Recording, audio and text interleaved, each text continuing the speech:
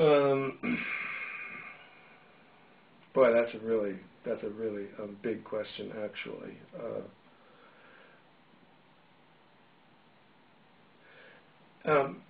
I've heard several artists say this, Tom Petty being one of them, that back in the day you had to really be something special to record an album. It wasn't just everybody who got to do it. You had to pay dues. You had to be a consummate artist for a record company to sign you and to spend the money to make a record. And so, the music might have been more polished and better for the majority, let's say, then.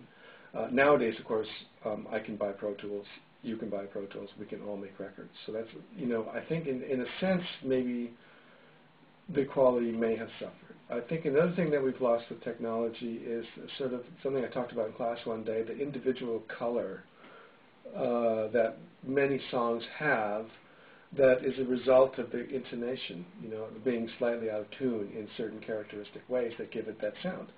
Now everything's auto-tuned to perfection. The rhythm is perfect. There's no slowing down, no nothing.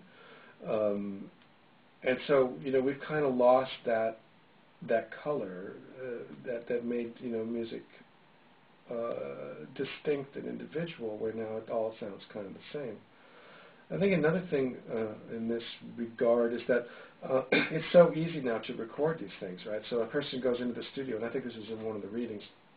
You go into the studio and you sing it once, and that's all. You go away, because they know that they can digitally fix it. They can put that back in tune. They can sew together things that weren't together and so forth digitally.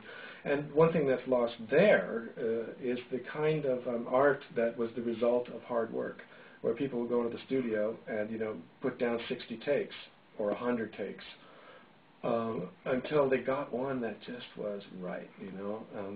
So